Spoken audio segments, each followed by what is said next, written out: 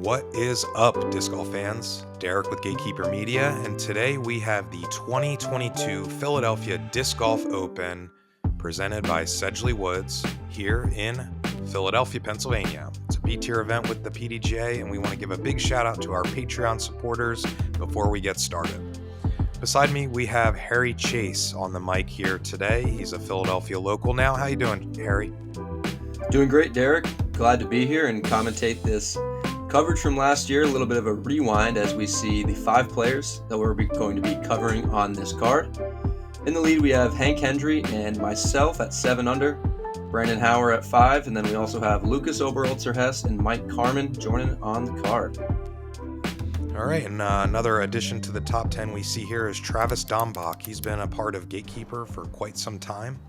Right now we are starting on hole number 1. This is going to be a combination between hole 1 and hole 2 with a mando there that you have to stay on the right of. Yeah, and this is a real placement shot. You can't really attack the pin here on this par 4. Combination from hole 1 blue to hole 2's basket.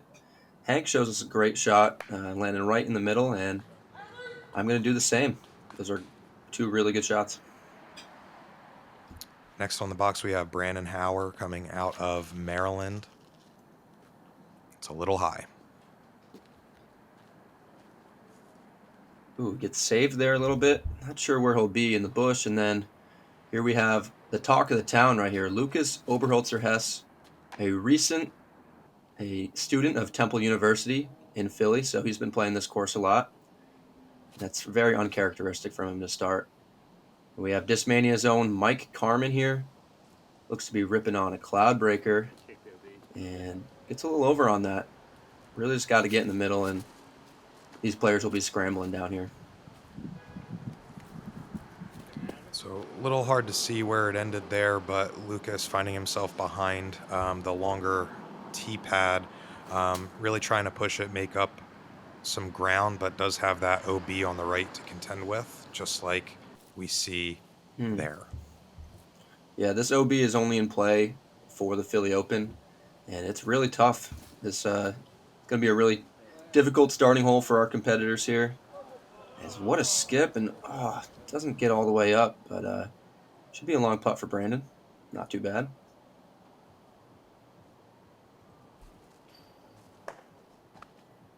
Oh boy.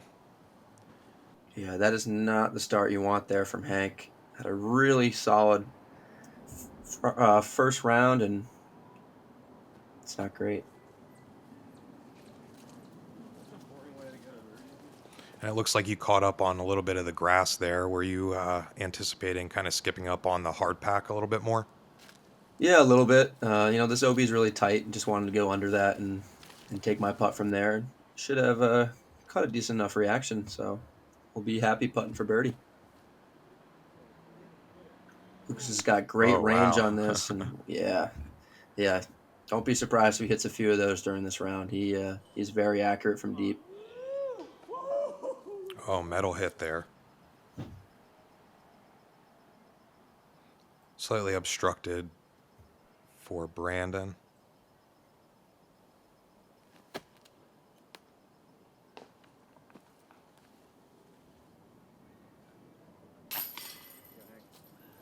Yeah, Hank here. Going to be topping in a 5. Not too shabby, but this is my putt for birdie, and we'll take 1 and 2 on him.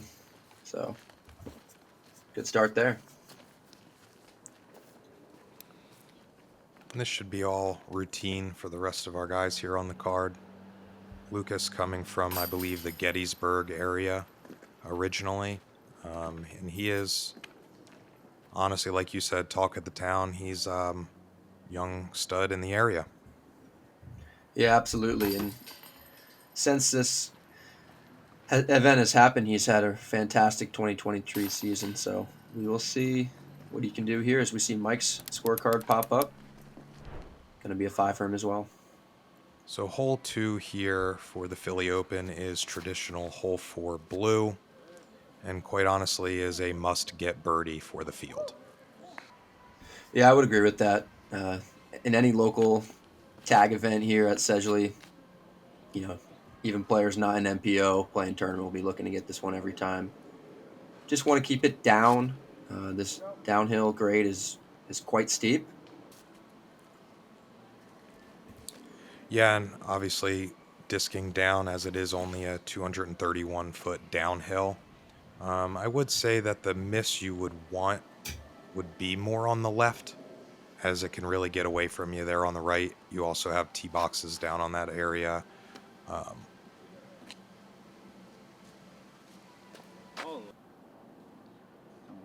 Yeah, here's what happens if you end up too early and left. It's just an upshot from there. Very well done. I think this is Mike from the woods. Tagging a little bit of metal. Brandon from the ditch.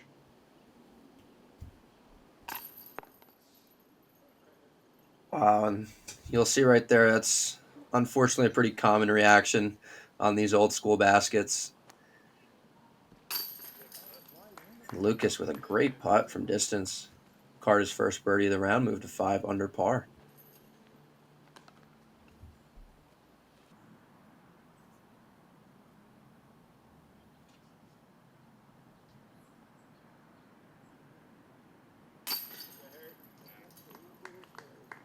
Cleaning up another birdie for you. 2 for 2 so far. Yeah, dream start, you could say for sure. I've played this course so many times, so start off 2 for 2 is doing the job for sure.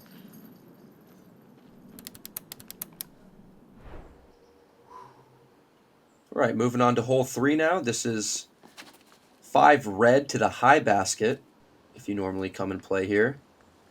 Taking this outside line with a Neo Origin and through a shot I couldn't be happier with. I think that's up there in the circle.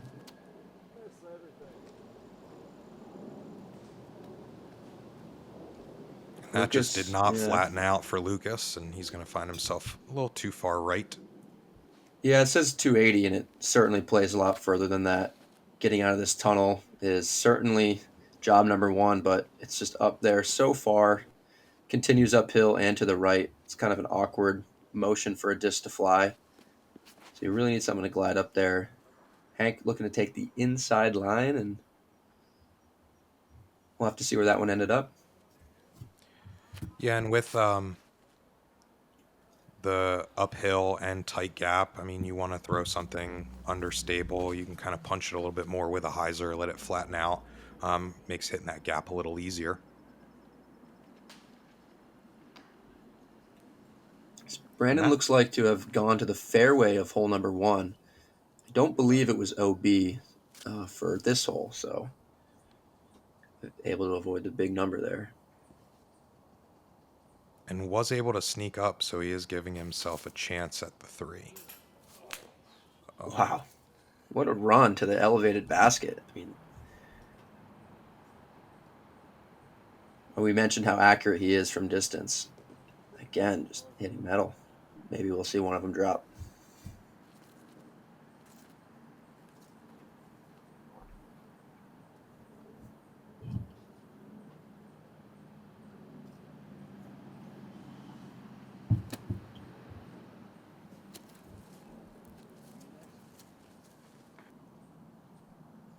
Short left there from Brandon. And a rare inside the circle birdie putt for myself. That'll bring me to 3 for 3.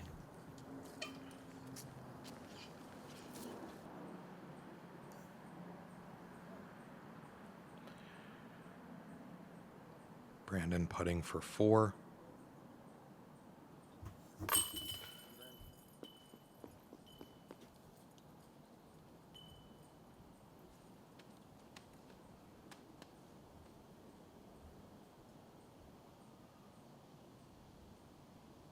Really appreciate how Lucas is going through his full routine here.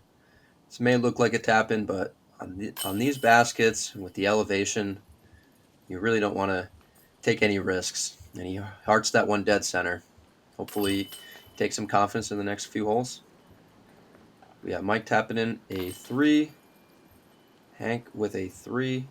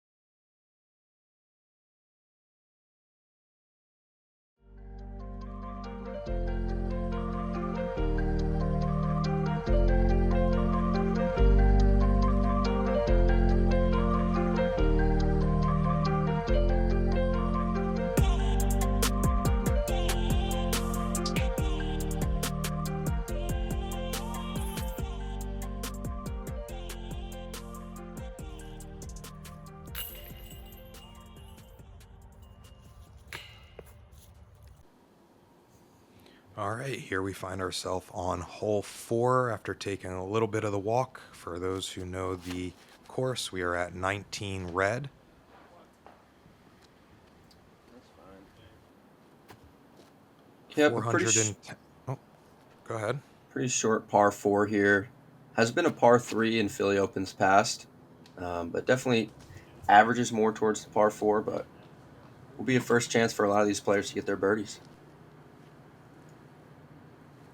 And Lucas finding himself there at the base of that hill, that's going to be a great chance at potentially even a 2.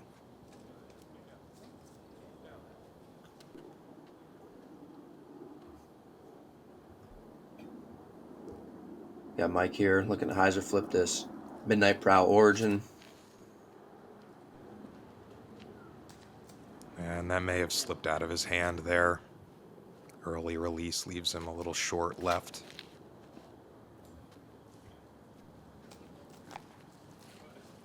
That was well shaped there from Brandon. Being a good spot. And since this is a par 4, still have a chance for the birdie. This green is really tightly protected, not quite a traditional line. There are gaps up here, and looks like I found one of them.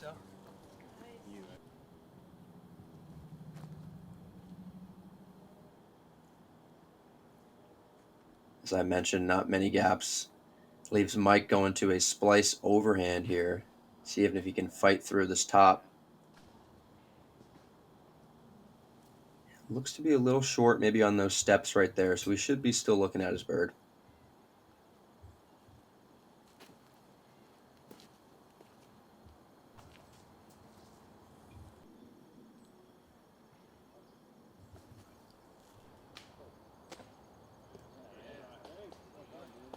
What a play there.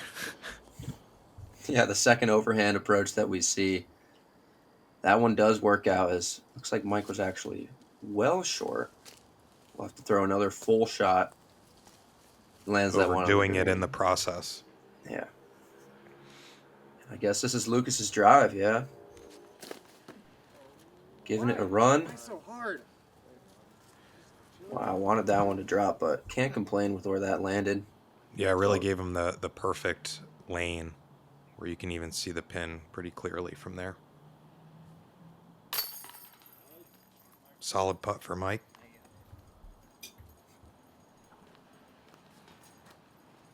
Like you said, even that distance, these are not gimmies. No, and especially going to the next few holes, we're going to see a theme. It will be a rare sight to see green on the scorecard. Moving forward, so we'll see what we have next, but Lucas carding that last birdie before we get to the really tough holes. 200 the first 4 is really good. He'll be happy with that.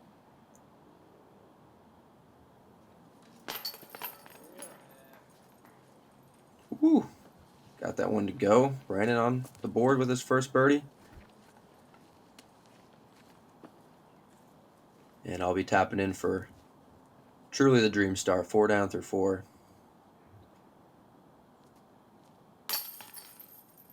Yeah, so how are you taking that knowing that you got such a hot start here? How are you moving forward in your round, keeping the nerves in check? I mean, being very comfortable with the course obviously helps a lot with that, but give that a little breakdown for us. Yeah, well, it's really helpful because the next 5 or 6 holes, par is just fine. So I know I already have 4 birdies in my pocket. I don't really need to push. And even on this hole, it's only 283 par 3. You would think attackable for birdie, but it is such a dogleg left that you have to get ridiculously aggressive to even try to get a putt. I just took a putter there, just tried to hit the initial gap. And this one's called the blender for a reason. Yeah, and something that I've noticed with this particular hole is that, if you have anything that carries just a little too straight, you're going to find yourself in a pretty precarious situation, as it's pretty heavily wooded, kind of where we just saw Brandon land. Or, Yeah, was that Andrew? Sorry. Yeah, as you mentioned, straight here is no good. There actually is a alternate pin position over there that we play for a lot of the local events to the alternate from red. That makes it more of a bonus birdie forehand, but for this hole, it is hard to imagine a clean drive getting into circle one here.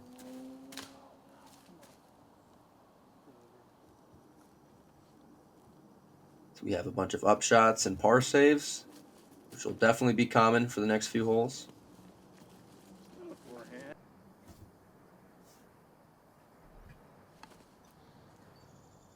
I believe this is an origin forehand.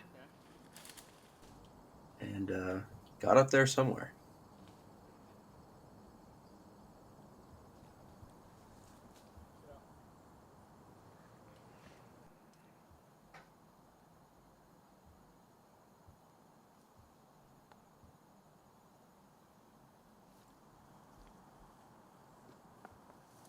Yeah, and if you're not in the middle here, even if you are in the middle, as you can see the down tree right across the fairway, sometimes you have to, attack at a lower angle or get up and over something. So there's kind of a challenge at every step. No drop on the putt there from Lucas. I believe this might be myself here, putting for par.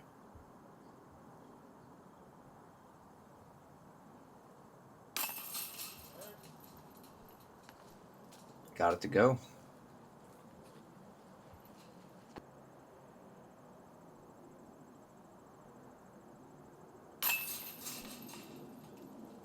Hank there collects a bogey. With everyone now, par or bogey, only one birdie on this hole. Shout out Justin Johnson for grabbing it. And one of the hardest holes on the day, averaging 3.54.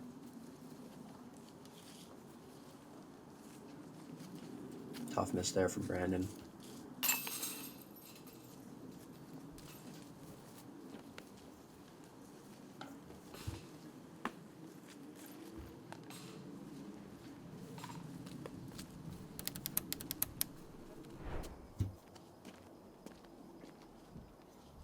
All right, we are really into the thick of it now. This is hole 6, also known as 21 red in the normal layout. And this is truly a bonus birdie, 3.5, you could call it. OB deep at the basket as well. Really my goal, especially with my hot start, is just to keep it in the middle and not really attacking the basket, just to get down there as far as I can. And what type of disc selection are you really looking for on this? Yeah, either putter or mid. It's so downhill. You don't really need a fast disc. That's for the backhand, that is. I threw a P2, and I think Lucas is going to a culprit here. Just a 4-speed approach disc.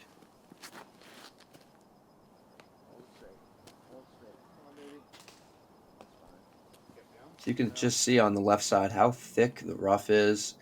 This is really a different type of disc golf than a lot of people have seen if they watch Gatekeeper's coverage of the Pro Tour or say.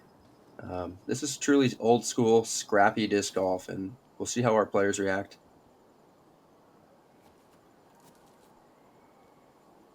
Yeah, I wouldn't say it's the first rodeo for any of our players. They all have some competitive rounds under their belt here at one time or another. Most returning Philly Open competitors. Yeah, but all people who are able to finish under par and well under par in round one, it's not always the case, as this course just keeps a lot of players right around par, and we'll see the final scores how many players can even do it over 2 rounds. Yeah, and I definitely want to take some time to shout out the local club, the Friends of Sedgley Woods. A lot of time and effort go into maintaining this, and even with the thought of the layout itself, because we do have 27 holes here on the course, so creating a set and a track for these high skill level players to challenge themselves, I think is something to be said about that. Absolutely, and if you play here, you know how overgrown this course can get. So We had a work day about a week before this event. Special shout out to the course groundskeeper, JJ Robinson, and Justin Mashad, a local, has stepped up a bunch and has done a lot of great work for this Philly Open and all tournaments since. So shout out to those guys and everyone else who comes out to work days. It's really kind of a lost art of the local clubs. Yeah, so for those who are watching now and are interested in helping out with the Philly Open for 2023, you can find all that information at the club's page.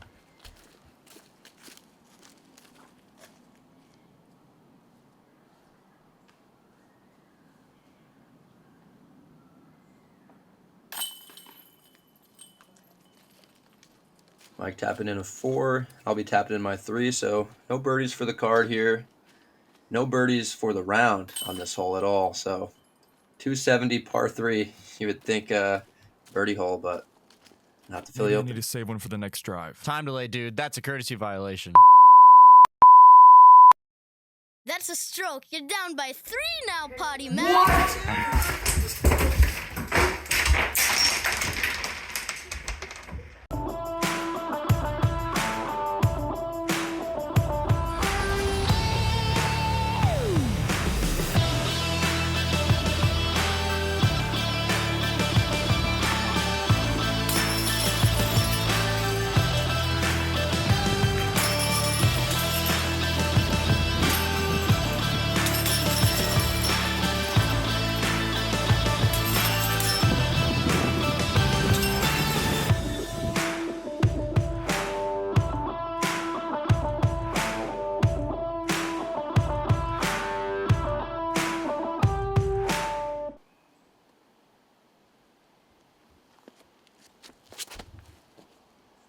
All right, hole 7 now. We have a par 4 up to the hill. This is 22 red to the extra long basket, which was added a few years ago. Chance to really rip on one here, but it is a tight gap. OB on the right. Got to be careful here.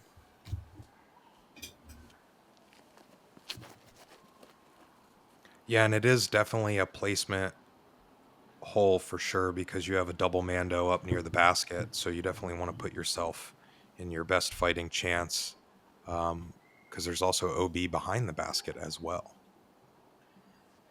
Yeah, one of the most protected and technical greens that we have on this layout.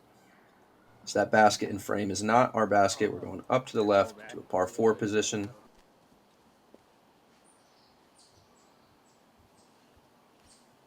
Brandon's had a tough last 2 holes. See if you can right the ship here. Looks excellent. Anything over that log is really good.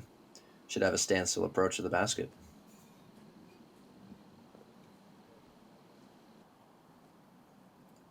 Really good shot from Lucas there. It's hard to see a young player take his medicine sometimes. You just want to attack for that birdie all the time. And, a player with his power is certainly looking to get this birdie in. Sees himself out of position. Throws a great scramble shot to save his par, and that's good maturity out of him.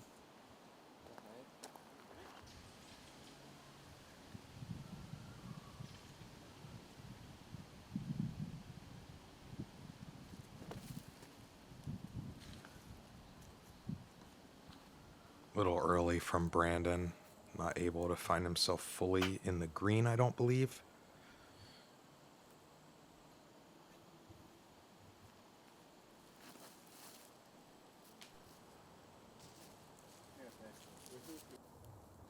So I also end up a little early there. Just see how thick those bushes are on the left and right. Really imperative to just keep it right in the middle. It's a very textbook approach right there.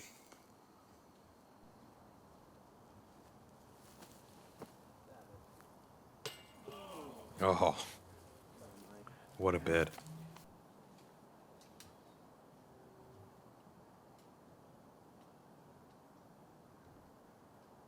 All right, we're looking at the bush here. Oh. Wow. Over to the other bush. We'll see if he has a putt from there.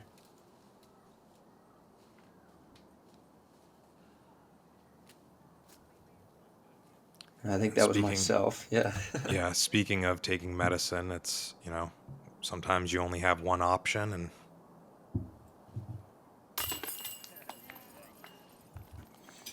All right. So a great par save there from Hank.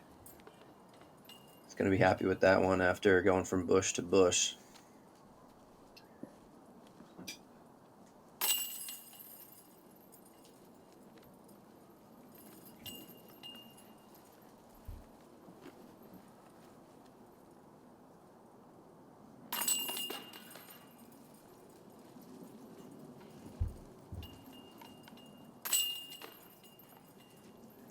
All right, so just a bunch of pars for the guys.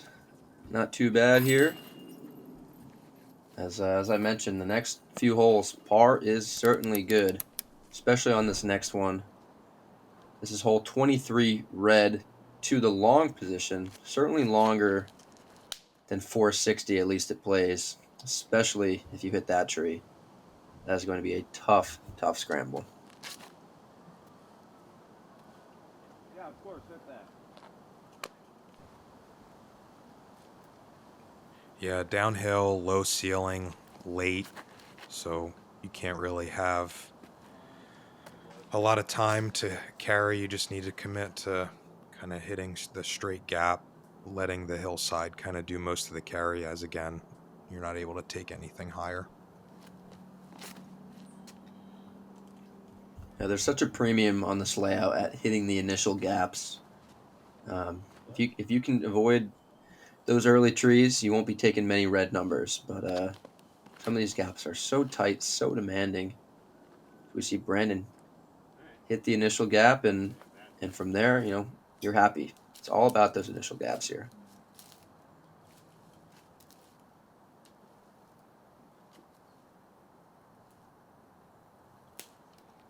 Hard to tell exactly what your gaps are looking like here. Yeah, I can tell you it's not much.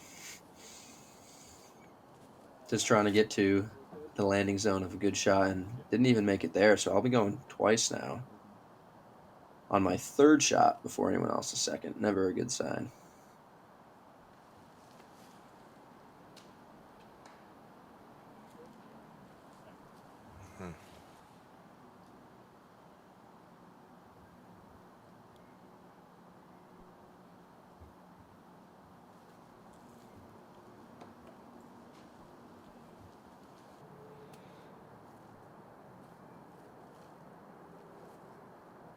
Yeah, I mean, something to note is as we're here on our approaches, you were just talking about hitting the initial, but now there's also another initial from the landing zones.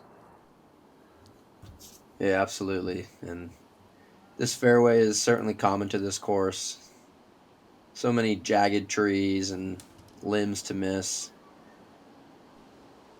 But it really just allows you to shot shape in a really unique way that makes it for a fun style of golf.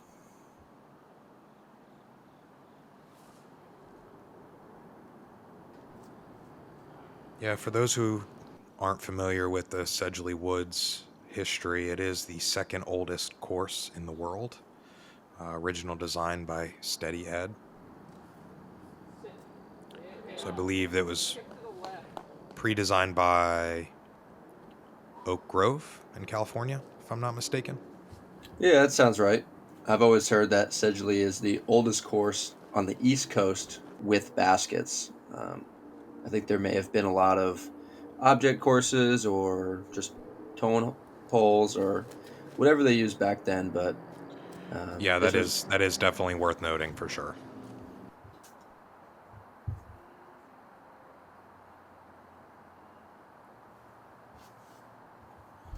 we got Lucas death putt to this elevated basket.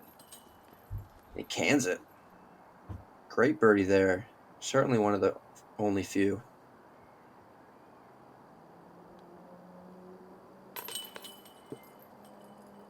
Oh no. You hate to see it. Yeah, these baskets are really delicate when even, and then put on a shaky little pole, and it makes it even scarier. So tough to commit to these. Mike has a great putting style for these baskets. Committed, but slow. It's the reason why he's a past champion here.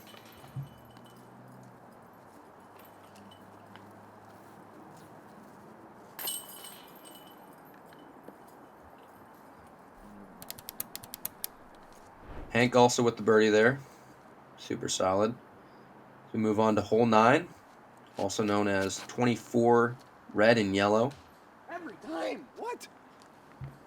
Commonly known as the Anthill. This is probably my favorite hole, one of the more iconic of the course. Yeah, absolutely. We'll see this Anthill signature green when we get up to the basket. And this hole is always a tough birdie, but especially this time of year. As you can see, that limb that Lucas hit is hanging right down where you want a disc to glide and drift up. So this makes it uphill and low ceiling. Super demanding birdie.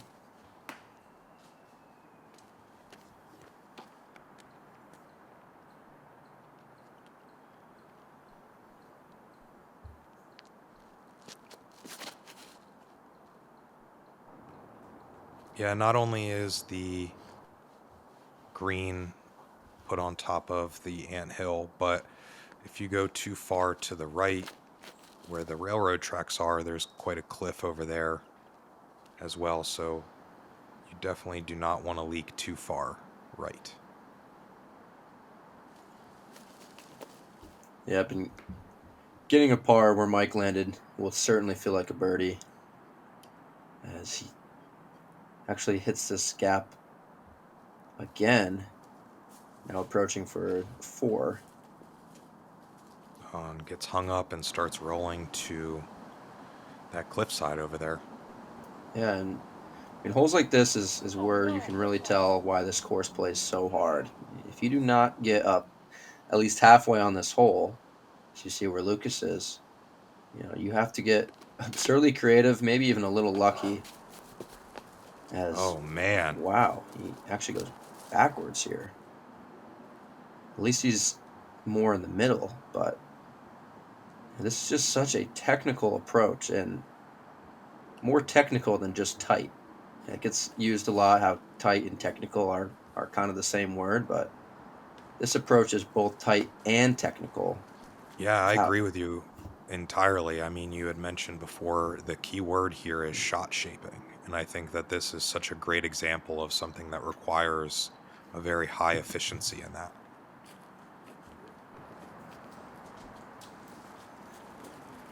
Brandon's going to go find himself in the walking path here. That's definitely leaving a lot of meat on the bone.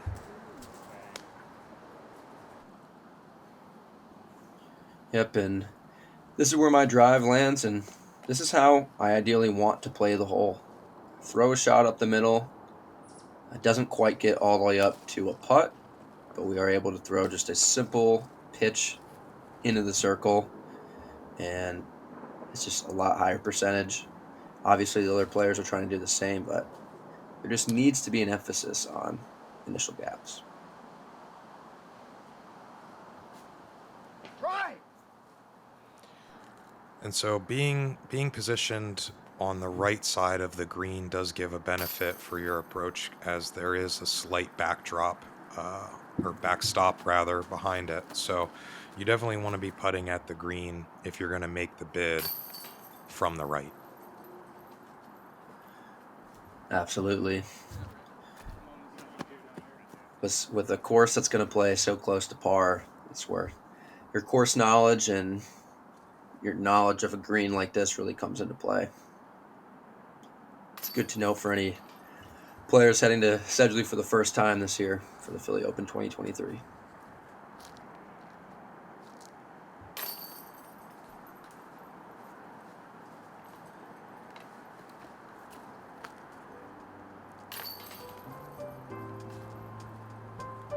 A lot of red here on the final hole of our front 9. Harry, you got quite a commanding lead here. I do, but this is Sedgley Woods. This is the red tees. Anything can happen. I believe that this contest is far from over. I agree. Well, thanks for stopping in for the front nine, and we're looking forward to catching you on the back. Catch you later, everybody.